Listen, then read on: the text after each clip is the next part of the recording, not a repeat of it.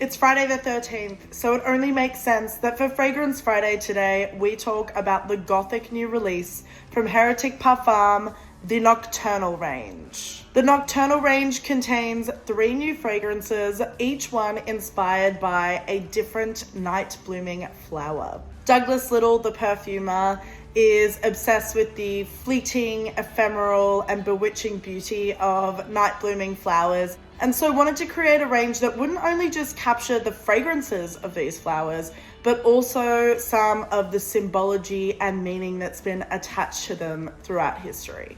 I would say all of these fragrances are white florals, but they're definitely more on the green side in true Heretic fashion, given that they're a little bit more natural in terms of their ingredients. But each one of them has a slightly different character, so let's try them together. First, we have Queen of the Night.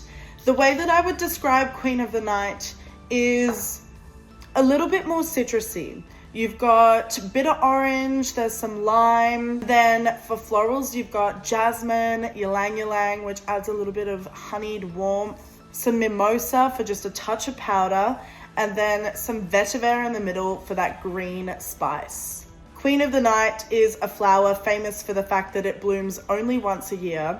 And something that I love about these fragrances and Heretic's general attention to detail is that if you're into tarot at all, each one of these has a corresponding tarot card, and Queen of the Nights is the High Priestess. Next, we have Angel's Trumpet.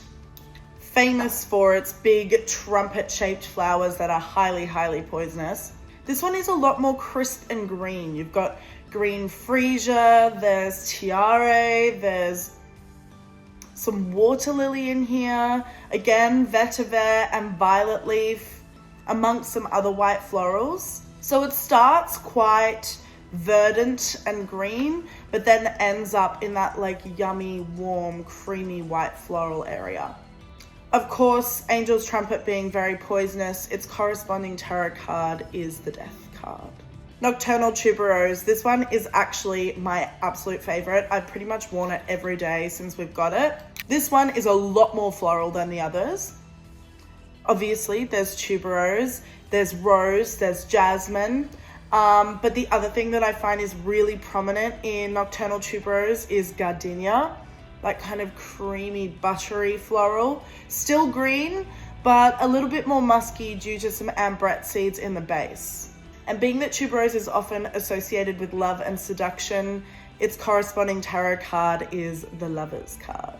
Now, at the moment, the biggest size that we have in the Nocturnal range are these 15ml sizes, which is great because it means that you can travel with them, first of all, but also it means you can justify collecting them all. But your other option is the Nocturnal Discovery Set. I mean, look at the packaging of this. It's so beautiful with these kind of Art Nouveau, Art Deco embossments. Inside, you get a sample of each, and also the description, the story, the notes, so that you've got all of the information about each scent at your fingertips, which I really love.